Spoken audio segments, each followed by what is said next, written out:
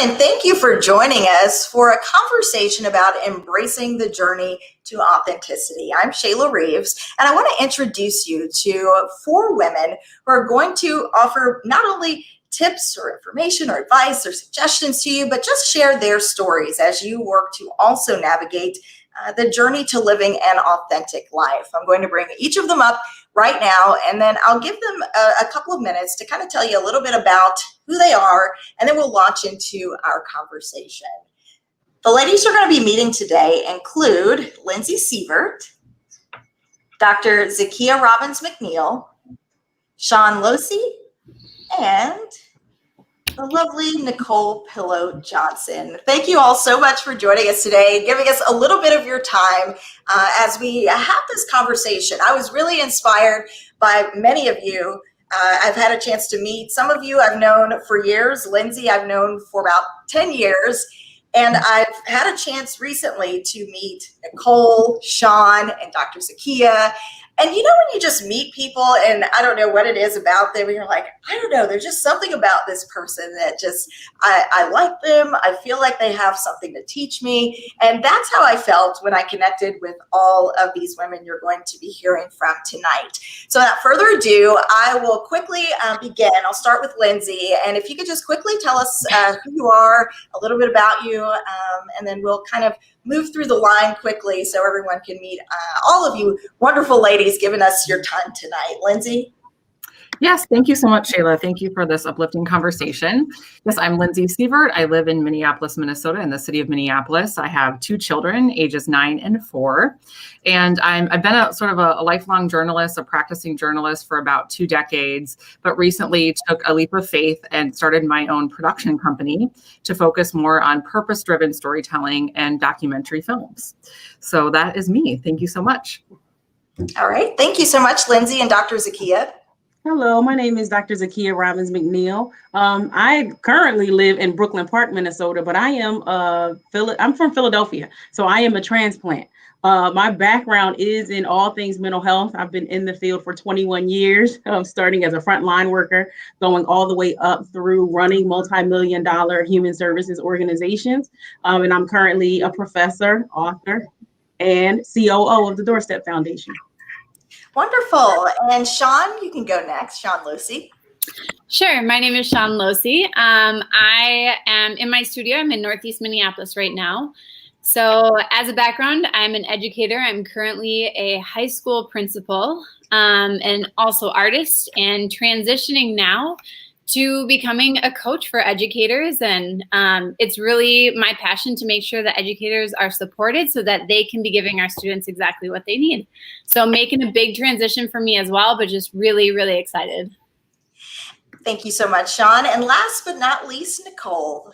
Yes, I am a Minnesota native, and my background is actually in emotional intelligence. I'm a trainer of emotional intelligence, and I deliver that in many ways through coaching, transformational speaking as well, and I also do a lot of work with women through my business called the Inner Beauty Project. Wonderful. Thank you all so much for introducing yourselves. And me, of course, I'm Shayla, and many of you may know me already from television, but in addition to television, I have a passion for crafting, creating, writing, creative writing, and of course, meeting people, connecting with people, and telling stories. So the first question I kind of want to ask, and I'll start with you, Nicole, is when you talk about living your passions, when you think about that, how difficult, challenging has that been for you? Well, I'll tell you, the beautiful thing about my journey is that I thrive in when I'm outside my comfort zone. So I will say that I've had a good amount of my history in which I never like to get complacent, and I always would tend to find my next opportunities or the ability to move into those things that were true to myself or always outside of my comfort zone. But that's actually where I get a lot of energy from. So I would say that I've been on a journey towards that real authentic living for quite some time. But it does get tricky. It gets, in all realness, it gets tricky because, what we may want to do independently, but we're also fulfilling roles for other organizations, if you will. There's something there that becomes needing to balance that out. That can be, but the beautiful thing is that all of the roles that I've been in, even when I've worked for other organizations, I've been very intentional to make sure that it's stuff that speaks to my truth and to my heart. And sometimes it's really a journey trying to figure out what your passion actually is. I know for myself, it's been a lifelong journey in many ways, because when you think about your 22-year-old self and all the things that when I'm in my 30s, I'm going to be doing all these things. Sometimes life happens. And when you look at that checklist, when you're in your 30s or you're going into your 40s, you're like, okay, well, maybe the things that I received them in the time that I should have them. Maybe the things that I haven't received those yet, because maybe there's, some additional growth that I need to do that I can't actually see in my life right now. Dr. Zakia, you kind of help people as a therapist try to tap into what their authentic self actually is. What are some of the things that you tell the folks that you're working with as they try to navigate those life challenges towards finding out who they really are? Yes. So I run into a lot of women that are mothers, they are wives, they are in helping professions themselves, and some of them do not know who they are without those things. I had someone say to me, even just last week, like, I don't know who I am outside of this one thing.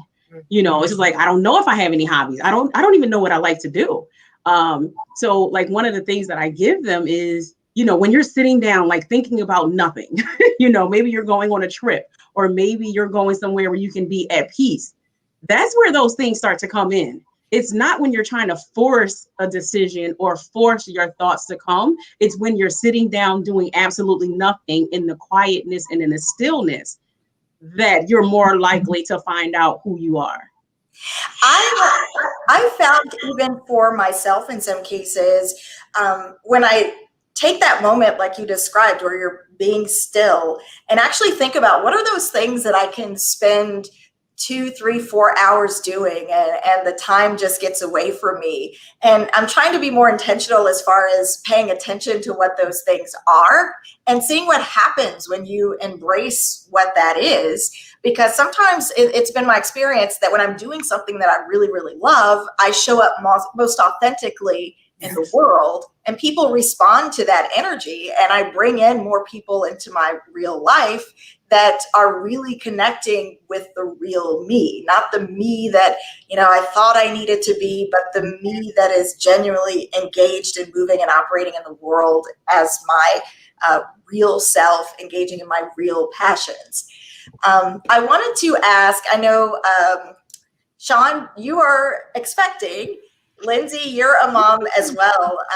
What are some of the things that you think about? I know sometimes life happens where, you think that you want to go down one path, and then something happens to kind of steer you in another path, and you think maybe it's the wrong way, but you keep going and you're like, aha, this is a different way that I maybe didn't expect to ever go. Oh. We are without our lovely host. There. Lindsay, do you want to go first on that one? You can give me some advice. Oh, sure. Well, this year has been really interesting because a year ago I left, basically my career as a journalist and reporter. Oh, there you are, Shayla. I'll let you take the lead. Sorry about that. I lost you. We lost you. Yes. Oh, go right ahead, Lindsay. I'm sorry. Yeah, Sean said, Lindsay, do you want to take the lead on that? And while we wait for Shayla. So, yeah, so a year ago, it was just a few months into the pandemic, and it really became clear that I had been thinking about this leap for a while, but I needed to do it to bring my life a little bit more into balance as a caretaker and a mother. Mm-hmm. And so it sort of expedited my plans. And no one ever plans, I don't think, not many people, to start a business or a new venture during a pandemic, but it was the next right step for me. However, as the year unfolded and I became the overseer of distance learning and the manager of the household and all the things that pandemic parents had to deal with, my business dreams, I called it, I think, the summer of reinvention. I was going to spend the summer, reinventing and finding myself. And I became, carried the load. My husband lost his job. And so suddenly I found myself, I felt like an artist without a paintbrush. Like I have this compulsion to create. It's part of who I am. But I couldn't really do it in the way that I had hoped. So it was sort of reconciling and understanding that I was where I needed to be, and that this will come and to trust the process. And so now, a year later, I'm starting that journey of reinvention. But I was able to show up authentically as a mother and, in my new role, in my new position, the way that I hoped and in a way that I wouldn't have been able to do otherwise. And so it was reconciling some dreams that I think seemed lost for a while, but really they were just on pause. And so that was just part of my journey. I'm still evolving. The last thing I'll say is I felt like I shed a former self, but in this past year, I didn't have time to meet my new self yet. So that's what this moment is about for me. And it's an exciting moment. It's sort of like feel the fear and do it anyway. You don't know all the answers going in, but you kind of take the journey, have the faith and hope that, the things that you're following lead you where you're destined to be. Sean, I know one of the things that I thought was so interesting when we first met was you kind of told me that art was something that you kind of came into later in life, and now it's sort of fueling this new life for you. Yeah, it really is. And, Lindsay, I also resonate with, because for me, I'm launching off from something that's really stable. And something that I absolutely love and is an area of strength for me, into something different where I know I have strengths, but I don't know exactly what the path looks like. And so there was a leap in general of trusting that yes, this next thing is going to bring about a little bit more freedom and a little bit more balance. And just, I resonate creating space for people in my life that I love so much that I just haven't had time for. And then all of a sudden, when you are already I don't have a solid, I have a plan for this, but then you kind of have this curveball of whoa, there's going to be a baby too. So that's it's been really exciting, but all of a sudden, I think the grounding that I felt I had in I know how this is going to go. Cause I like to be a planner. I like to know what's happening. I'm an achiever in that way. It all of a sudden sort of felt crumbly, and I don't know exactly how it's going to look anymore. But yeah, art's been incredible. I did come into it a little bit later on. I didn't take any art classes growing up, but I just found as an adult, it was a way for expression. And it was something that once I was introduced to it, I really felt myself, and I feel the best when I'm painting and when I can share beauty with others and hear the things that they really love, and kind of making a connection in that way is just so special.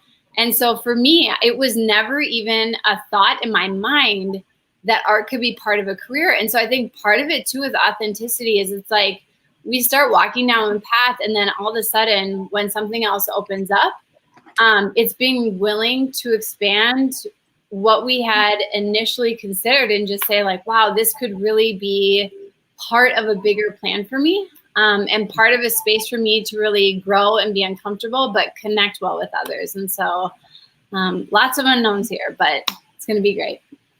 I'm excited for you just to follow your journey and see how you evolve and grow. Dr. Zakia, you probably talk to people all the time that are they have those passions and they're afraid to take the leap. And really creativity takes courage. Living an authentic life takes courage. What do you say to those who are kind of on the fence, grappling with, I don't know, do I start this thing that I have had in the back of my mind. I know of all of the things that could go wrong, but there's always the chance that something could go right.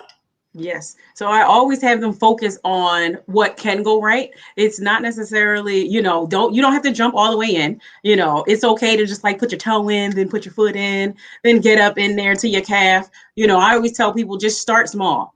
Start where you are. If you want to dibble and dabble, try it with your friends first. If you're trying to, learn a new thing or be a different way, start at home. Then start to expand amongst your friend group, then start to expand in your workplace. And if it's completely completely revamping yourself, I'm here to help support you in any way, shape, or form that I can.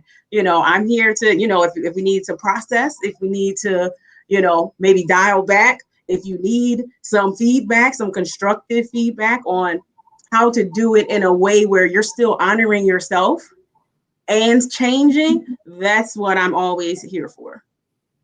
And what you said is so important. I think a lot of times people, when they think of where they want to be or where they want to go, you see that end destination and you think, oh my goodness, it's going to take all these steps and all these pieces, and I don't have all this right now just to start.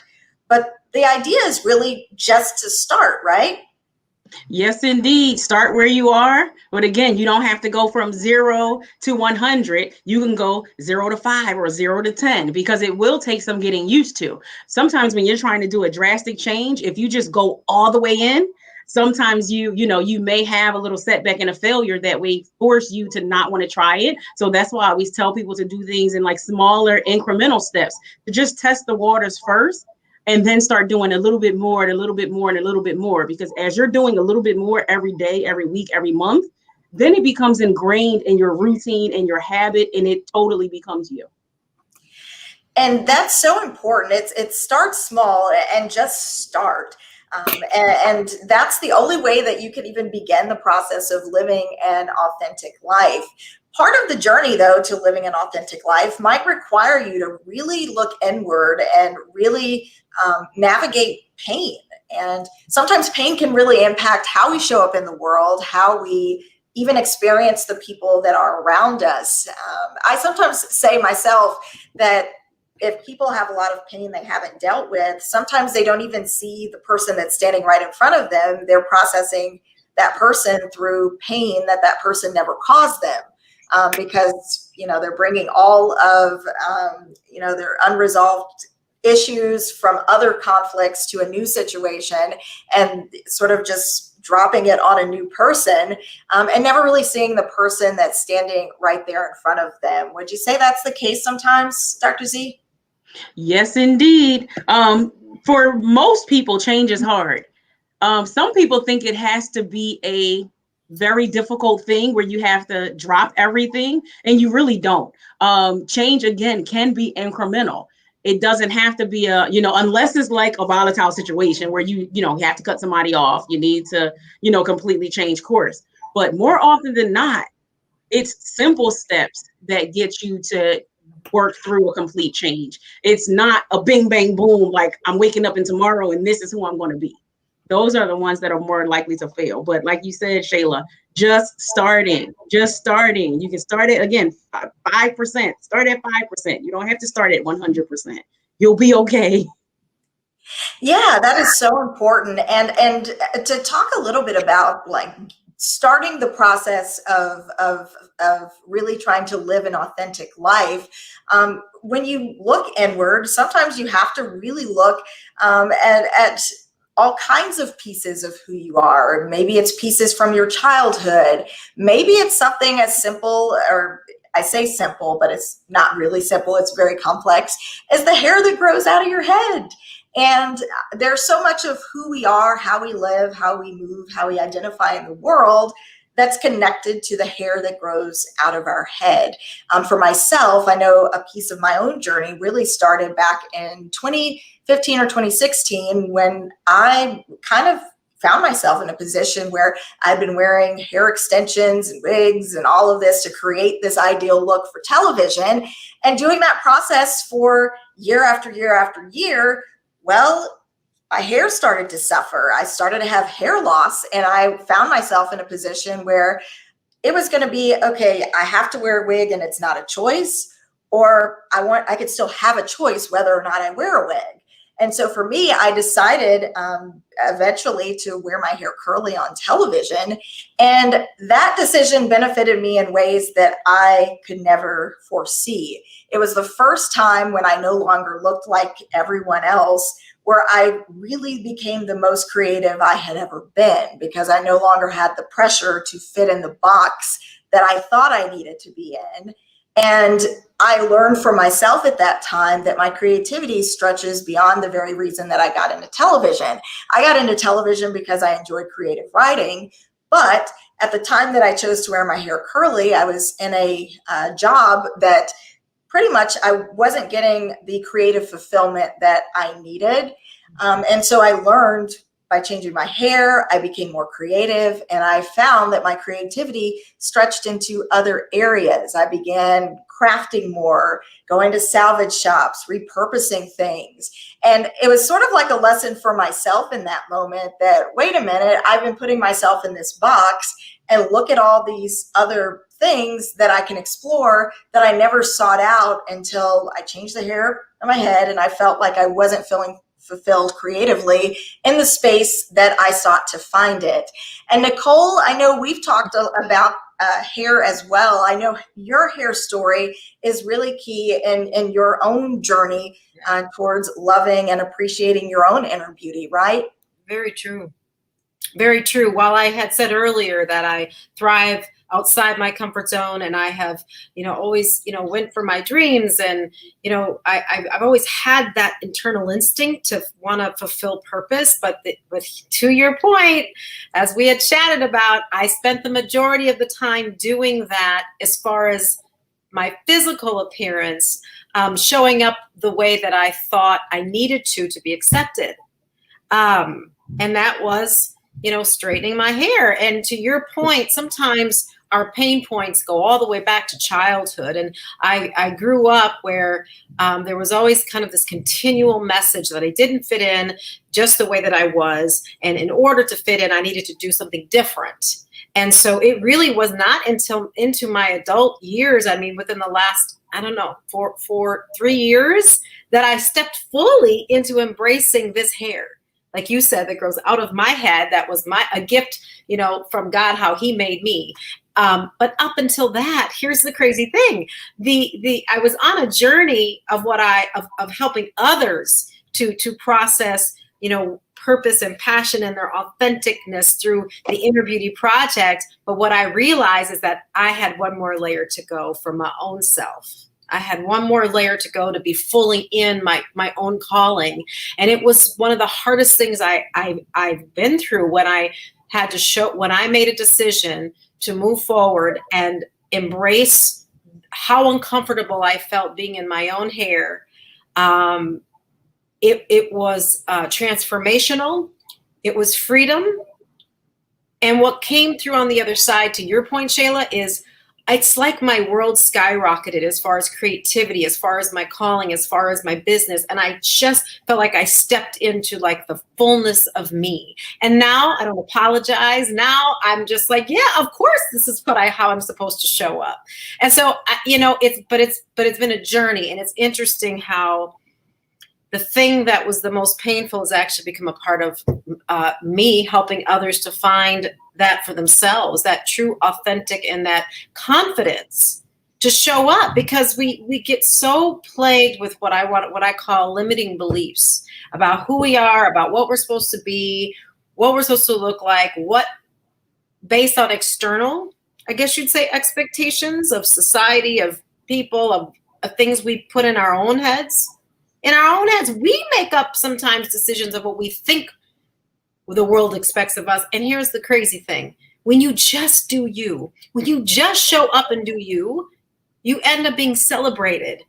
I walk down the street and get celebrated for something that I avoided most of my life. So I feel emotional even when I talk about it, because I recognize that, for me, it's hair. For others, it might be something else completely different that they've got to examine. am I truly showing up as my full authentic me? Do I feel that I'm good enough to show up as my full authentic me? Or is there something that I compromise? Or is there that box that you mentioned? Do I potentially try to fit in order to be accepted? And so we have to be the ones, though, to really pause and process and find that for our own selves. And often it does require healing and going in some uncomfortable spaces before we can truly flourish. That's such an excellent point. And Dr. Z, would you like to add to that? Oh man, I was going to say, as Nicole was telling her story, I automatically thought about how when you walk in your authentic self and when you are authentic, your energy changes and the people around you change. It's just like doors just start opening. You're like, well, wait, how did this happen? How did this happen? How did this happen? You're showing up completely different.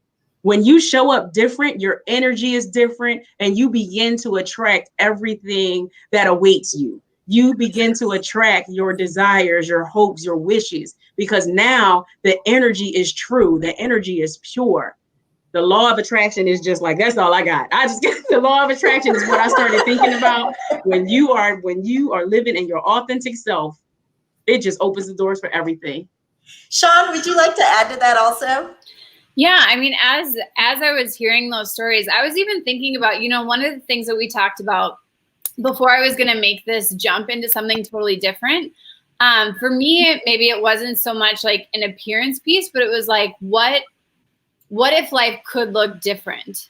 Like, what if I don't have to live the same way that everyone else is living? Like, what are the expectations that I am taking on from society around me that I don't need to be carrying, because things can look different because we are all so unique. And so what is genuine and authentic for me, and for me living in integrity, can look so different than how other people live. And so I think part of it is, as I think about stepping into something new, imagining like, what do I want a year of my life to look like? What do I want a day of my life to look like?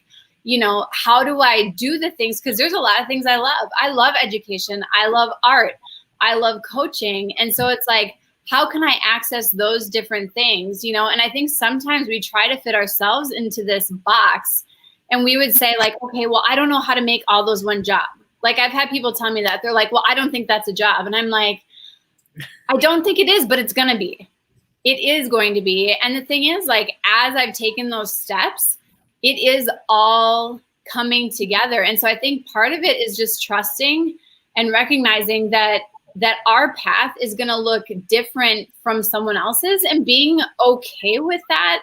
But also in that space, like, not then putting my expectations on the people around me of what their path will look like as well, and really cheering them on and encouraging them while they even take those baby steps into the things that they really want to be doing, because as women, we can really be cheerleaders for each other and root each other on.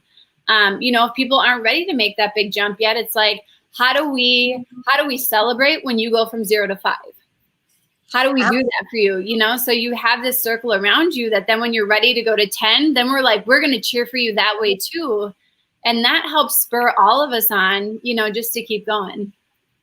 So important. And I think it matters so much to just know that you're not alone, because sometimes it can be easy to live in our heads and think like, oh my gosh, nobody understands, nobody gets it, nobody, really sees where I'm headed.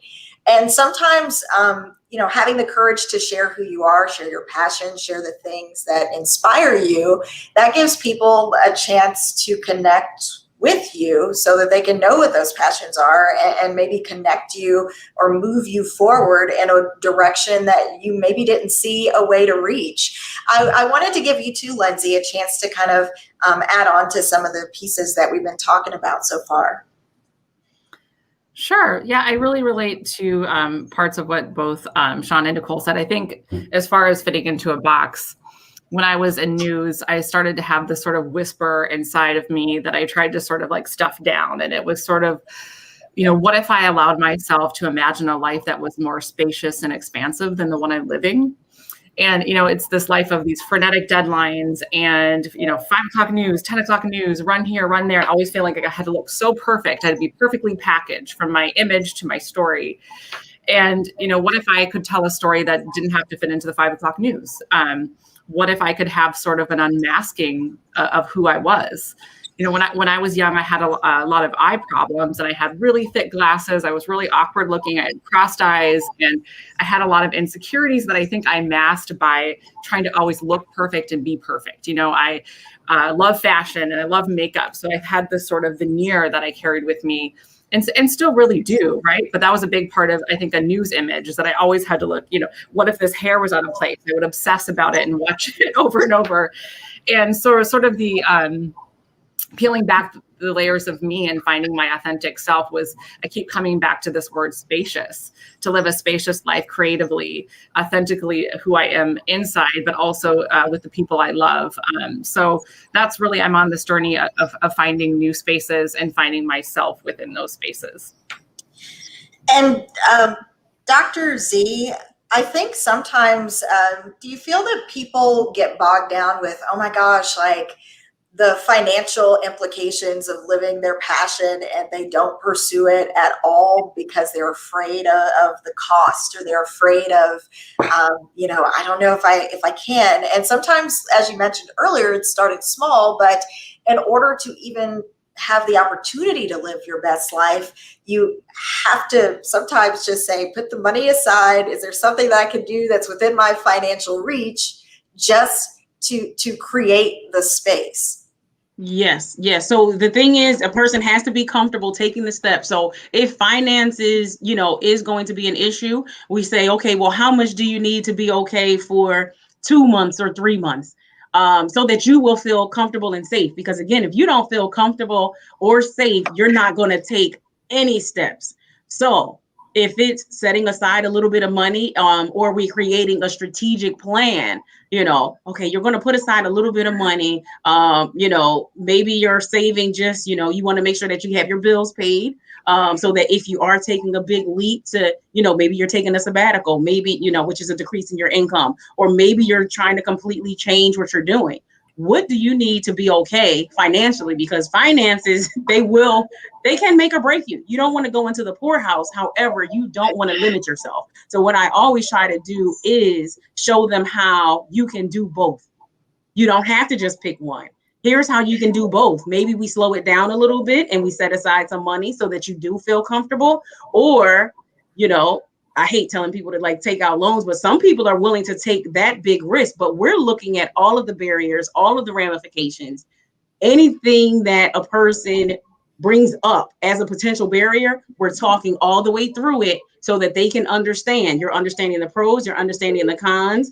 We're looking at things that, while we're looking at being positive, we also want to be realistic, and we want to make sure that you don't completely flounder because you're not being prepared, whether it's financially or mentally and emotionally. And it's really a process. Nicole, do you want to add to that?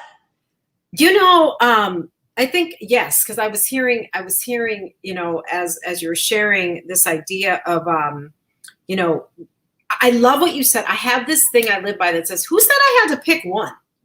And I used to feel kind of funny when I would say, well, what do you do? Well, I'm an actor. I'm a coach. I'm a, fashion commentator. I used to think, people are going to judge me for that.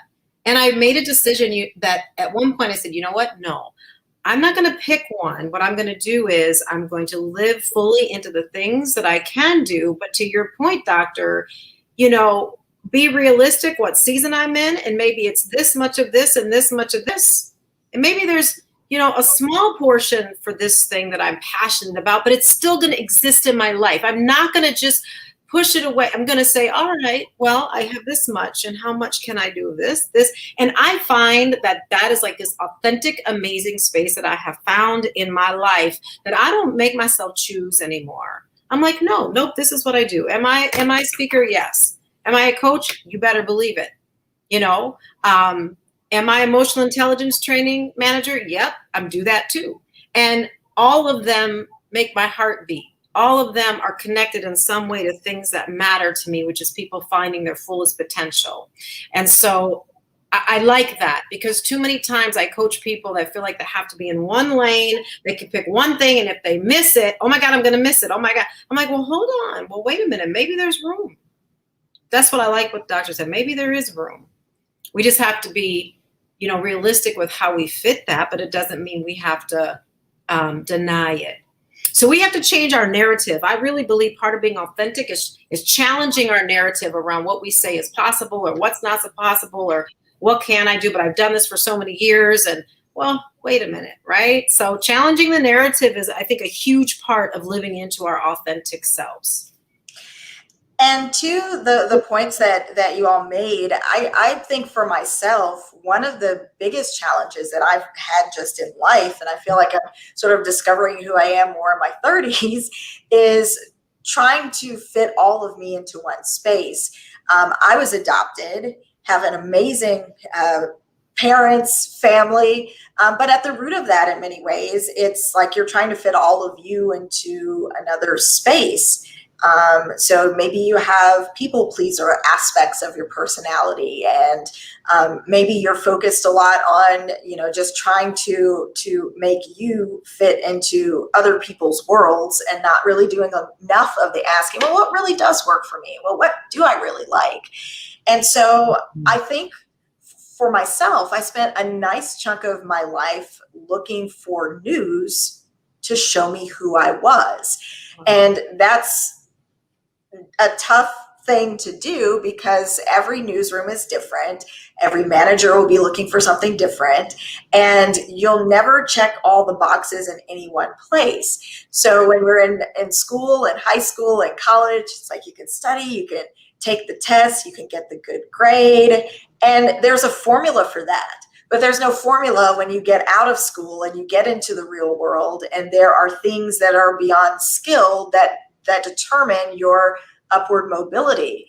So sometimes to move in the path of the direction you want to go, maybe you can't stay in the same station or the same office or the same company. You may have to move or advance to a different company to create the kind of experience that you need to have to feel fulfilled. And so for myself, I kind of had one of those moments where I said, okay, I need to reassess this. News in the newsroom will always be different. And through therapy, I kind of got to the understanding of the core of who I actually am and who is that person aside from the newsroom. And so now I can tell you in my 30s that I'm a creative, deep thinker who loves to laugh and help other people see the best of who they are. I just happen to work in a newsroom. Yes. News is what I do. It's not who I am. You'll get the same hello in the newsroom that you would get in the grocery store, but my sense of self is not tied to that space. And it's so limiting when I look back at how much power I gave away and living in that way. And so now the biggest challenge that I have for myself is, how do I show up most authentically? How do I challenge myself to work through barriers and challenging spaces? How do I challenge myself to stay at the table? So if you've been a people pleaser your whole life, how do you make sure that you put your voice out there and know that the people that are there for the right reasons will still be there on the other side of the tough conversation. And some people, if they're not there on the other side of the tough conversation and they leave, that's okay. And I'm not diminished by their departure. Like, I'm still whole, even though my perspective or my view didn't fit in that space. And so just to be able to come to that in my 30s, it feels very freeing. I sometimes say, like, I wonder if others, maybe had some of these realizations for themselves at different times in life, but you really can't compare journeys. But, I'm just in a place now where I can say, oh, I'm just glad that I got there at all. And, I'm able to really take inventory and invest in the things that I find myself most passionate about. As far as tips that you would say, or things that you learned along the way to living your authentic life, what would you say, Lindsey, that the last year taught you that's been most important? Oh gosh, I'm still working through the realizations of the past year. I think because in many ways, it was a trauma. I like to say that everybody had a battle this past year. It looked different for everybody. But I think my battle was largely centered around living in discomfort. And I relate a lot to Nicole. Like, I love to scare myself. I love to try new things, but I think it was so many things at once that every day felt, so uncomfortable. But I've learned that my discomfort brings me somewhere. And I've learned that it's connected to my intuition.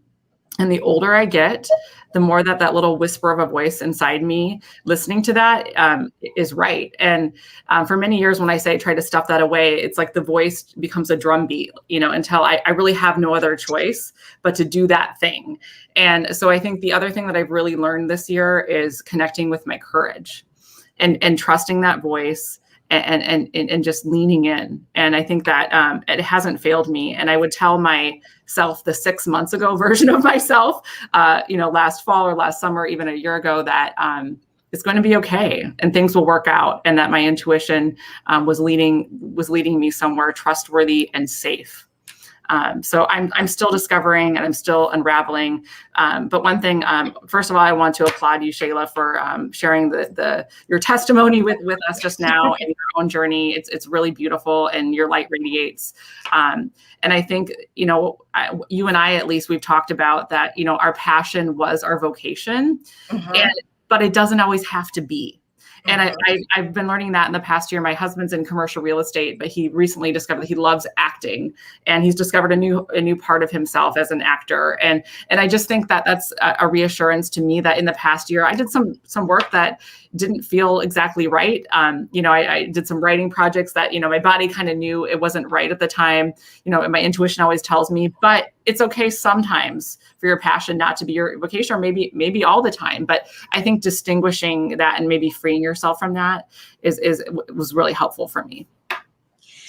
And Sean, I wanted to ask you, there's something you told me last week that really resonated with me, and hopefully you can kind of remember it. We were talking about how when you decided that you were going to take this leap for yourself and, about living a full life and embracing your passion for art and creating this new space, your husband actually said, you got 3 years, this is your time to figure this out. Can you talk about that a little bit and just why it was so important for you to say, I'm not going to sit on the sidelines anymore with the things that I am kind of, it's kind of tugging me to do. I'm just going to do it. Sure. Yes, I think it is so easy for us to put up all the reasons why we can't do something. And so when he was so supportive, which is something I appreciate so much about him, all of a sudden, like any of the excuses that I had to not make the leap and do the hard thing, they were just gone. And so it was like any chance where I could have been like, oh, well, I could have done that. I could have tried harder. All of a sudden it was like, this is your moment and you're going to do it, or you're just going to keep kind of down this path that you're not passionate about. And so I'm really thankful that he's so on board with that. I think that, part of it for me too, is that even though he was really supportive, I think, Nicole, as you talked about, like I do all these things, one of the things I told my boss when I quit is I just said, like, I don't want you to think I'm a flake. Like being an educational consultant and being an artist, like having a principal is a title. Like that is a thing that when you tell people that's what you do, they're like, oh, that makes sense. And I think that there is achievement there. And so it feels good to live in that title. And so all of a sudden with this permission to do something that was much more freeing and to get into my passion area, and I'm already in my passion area and I know it's successful, but to like really dive into that, it was like, wow, I'm going to have to give up not only a job that's maybe more secure, but a title where people are like, oh, there's value in that. And so I think for me, it took me a minute to think like, okay, well, am I still worthy if I don't have this big title? And I think as an artist too, and like all of us are in this creative space in some way, you're going to get people who do not resonate with what you do. Some people love my work. Some people don't love my work. And so it was really a moment, Cornel West says, live by their praise, die by their criticism. And it's like, Am I okay to not be everybody's thing? Am I ready to follow through and put my money where my mouth is and really make that leap? And so I'm so thankful for him that he's giving me the space to do that. And so it's just really, it's put me in a place where I'm like, no, I have to be all in because I have this support and this village behind me really cheering for me. So yeah. That's awesome. And really quickly, we've got about 13 minutes left, and I want to drop the link. So if anyone watching, if you'd like to come up, if you'd like to ask a question, if you'd like to comment, if anything you've heard is resonating with you, we'll drop the link, and then we can bring you up here for the remaining time if you'd like to add anything. In the meantime, though, Dr. Z, I wanted to know if you wanted to add to what Sean was sharing, because I think sometimes we do find ourselves kind of stuck in the title and stuck in the, what are people going to think? And if we allow ourselves to remain stuck in that space, then we may never really get to the truth of who we are. Exactly. Sean, I actually appreciate you sharing that. Sometimes we do get stuck in titles. I remember coming up, I always wanted to be a boss. I always knew it was just like, you know what? Okay, I'm in mental health. I see myself as being a program director.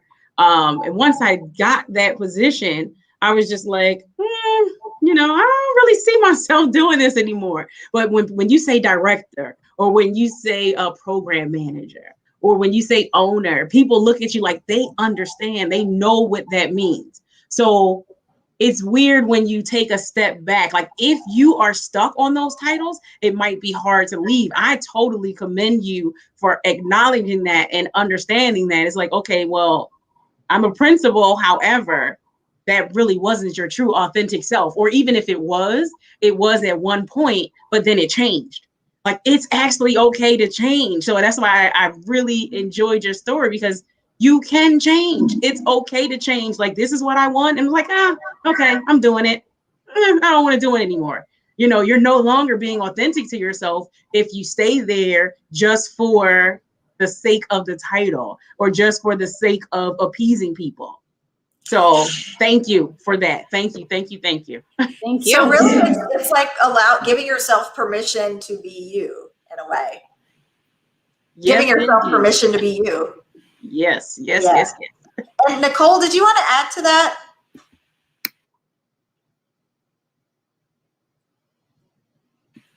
You're muted. Oh, okay. Sorry about that. Oh, I was just saying, I'm about to come out of my seat. I just get excited when I'm, over this conversation. I wish I had a little heart button or a like button, but we're not on that. But no, I would say that, I add to it from a space of, when we finally get to the point where we give ourselves permission, I think that's what it is. It's giving ourselves permission. And I believe that one of the things in this season that I have found for myself, one of the things that's helping me to live into my own authenticity is doing that with loving kindness towards myself. I think that developing self-compassion towards ourselves when we don't have it all figured out or how it all will come together, or, when we're on the journey to just even finding what, how do I want to step into these new changes. But I feel like being compassionate towards ourselves is a really big piece. I was, reading a recent blog that I did, and I was reading it and thinking, how true that, we often speak to ourselves in a way that we would never do to a friend. Like, oh, you better not try that, because what if it don't work? Like, we wouldn't do that to a friend. And yet there's times that in our own head, our own narrative is saying things like that. Well, oh, you're not going to figure out all that technology, right? And so it's easy to slip into that. And so I am learning how to say, you know what? Okay, no, you're going to be you're going to have compassion towards yourself and kindness towards yourself, and choose thoughts that are going to support my own best interest, my own heart, the way that I do for the people that I love the most. And part of that comes out of valuing ourselves. So I believe that that's a really important piece if we are going to truly live fully into our authentic selves. And Dr. Z, do you want to add to that? Yes, I was going to say we need to offer ourselves the same grace that we will offer our girlfriends, that we will offer our sisters, that we will offer other people that will come to us with the same things. We need to offer ourselves the same grace and compassion, just as Nicole was saying. You know, we're entitled to change. We're entitled to have slip-ups. We're entitled to get back up. You won't know if you will be successful if you don't try in the first place. So give yourself the grace and compassion to allow yourself to falter. But, you know, maybe you won't falter, or maybe you will, but pick yourself back up again. Give yourself the same grace that you would give others in the same position. And Lindsay, would you like to add to that as well? Yeah, I connected with what Sean was saying about leaving the title. You know, my last high profile job was a reporter at KARE11. And I think people will say, well, why would you, leave that job? You're on TV every night. You're a community leader. You're always an exciting dinner guest. People always want to know what you do. And Shayla, I'm sure you can relate to that. And it sometimes offers this sort of like affirming validation that not that I wasn't worthy of, but it just made you much more of an accepted person because you worked for this place or you had this title. And I had to sort of think about who was I if I wasn't Lindsay, the journalist, and Lindsay, a reporter, because it was so much a part of my identity. And I think it's also threatening sometimes when you break away from the crowd and you do something a little different from the community you've been attached to it. And sometimes not everyone understands that or seems to be sort of rooting you on. And that was a little bit hard too, about thinking about where was I holding the validation. But Nicole, what you said about the love and kindness towards yourself, that's where that came in for me, that I knew I had to do this for myself and for my family. And I love who I'm becoming and who I'm discovering. And it's such a worthwhile journey that, again, connecting with my courage was probably the most important thing that I've done for myself in the past year. And that's so challenging in a lot of ways, because so much of how we live and the way in which we're bombarded with information, it's information overload. And then when you add in social media, there's such an emphasis on like appearance and looks, and people edit their photos, and there's so much editing, and you don't always know who is the real person behind the picture, or who is the real person behind that video. And it's a real vulnerability that's required to live authentically, because sometimes the path that is most you is a path that's uncharted. It's a path that maybe the people that are closest to you, they may not really understand where you're going. So it takes even more courage to take a leap or start, because so much of how we live, we weigh the opinions of other people. But maybe the way that we need to go to live our most authentic life requires us to take a path that no one else has taken before, a road that those closest to us may not understand. Is that the case, Dr. Z? Yes, indeed. It's your path. It's your journey. You have to go through it regardless of what other people may say or do. If you are living to honor what other people think of you, then you're not being your authentic self. So authenticity is being you, being happy in being you, and also being comfortable to do it unapologetically. Thank you so much. And we've got about 4 or 5 minutes left, and I want to go to each of you. And if you could leave us with any parting words for the person that's watching, that's maybe in that space that you once were, and maybe they're just grappling with, maybe I just start. What do I do? Where, this is all overwhelming. Where would you want them to know that you feel that they should take away from this conversation, if nothing more? I'll start with you, Nicole. Oh, Nicole, I think you're on mute. Yeah, I'm muted. I think about how important it is to get very clear about what we do is not who we are. And that's important, because when the things that we do are the things that we're looking for outside ourselves to define us, we're trapped. We're in a trap. And then we get trapped in this space of comparison as well. And so I believe that what's key is to recognize that what we do is not who we are, and that you're worth going on a journey that's willing to pause and process and get in tune with look at my value from the inside and look at the passions that I have that are not defined by any external expectations of others or limiting beliefs that I might have, been committed to in the past, like to challenge your narrative of what's possible and take the time because you're worth it. And because we have one life to do this thing, which is to live out who we were created to be, all of the things that are on the inside, that we have to be committed to walk that out. And I'll go to you next, Sean. What parting words would you like to leave? Sure. I resonate with what everyone has said, but I would say just start. Like whether if you've thought to yourself, I've always wanted to paint, like go get a paintbrush and try. And it might not go well. Like there are moments where I try things and sometimes things are incredible in business or in education or in art. And other times I try things and I'm like, wow, we are for sure never doing that again because that did not go well at all. But your value is also not in the times when things don't go well. Like that is part of the journey along the way. And so just expect those things and just recognize those are going to be learning opportunities. And so we can either feel beat down by them and say like, I'm not good at this, I need to quit this and go back to what's safe. Or you can say, I'm so thankful that I was able to learn from this moment. And now I'm going to take what I know and that additional resilience and perseverance I'm building, and I'm just going to move forward even though it's hard. So that's what I would say. And Lindsay, I'll go to you next. Thanks. I think I would just say that, life happens to us and sometimes bad things do happen to us and we experience hardships. And sometimes you have to know when to stay still and know when to take a leap. And sometimes that wisdom is in the discernment. When I had a baby a few years ago, I knew I had to stay still for a year or two. And then I felt more ready to take a leap. But to allow yourself to realize that you can be, the author of your own story. You can allow yourself to dream.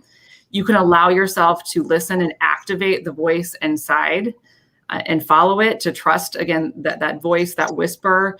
And then just when you do leap, also be gentle with yourself on the journey and practice that love and kindness that Nicole talked about. All right. And last but not least, Dr. Z. Hello. So I was going to say, do one thing every day. Being authentically you means doing things that make you happy. So even if you do not know who you are or you're trying to figure out who that is, do one thing that makes you happy. Sit still. It will come to you when you least expect it, and it won't be forced. All right. Thank you all so much for giving your time and participating in this space. One of the things that I have tried to do in creating this space today is really listen to a couple of the things that people have told me in my journalism path. One of them is that people like to talk to me. The other one I'm still trying to figure out, which is if I have to learn sad news, I want to learn it from you, which I haven't fully figured out that part. But the first part is a piece that I'm trying to really tap into more, connect more with, and create space for more people to share who they are in a way that we don't always get to connect through news. I love having these kinds of conversations with people, but obviously the news format doesn't allow for it. So I'm so thankful that all of you were giving of your time to participate in this space, share your journey, and hopefully in the last hour we've been able to encourage, inspire, shine a light on authenticity, and hopefully encourage even one person to really rethink either that idea that they've been sitting on or that dream they had that they thought that was just out of reach. Have the courage to keep showing up, keep giving the world the best of who they are. And the world needs all of us because we do have something to offer. And I thank each of you for sharing your time with me today. So if you liked today's discussion, if it was beneficial for you, if you learned something, if something resonated with you, certainly share it in the comments below. If you would like to see more conversations of this kind, tackling different topics or life challenges, certainly share in the comments any ideas of topics that you would like to see discussed. Because the goal is to continue the conversation, and the more that we share and bring different voices together, we can not only learn from each other, but hopefully learn and grow individually and become better along the way. So thank you all so much for joining me. All of you have a wonderful night, and I'll see you later. Have a great weekend. Thanks, Shayla. You're the best. Thank you. Uh-huh.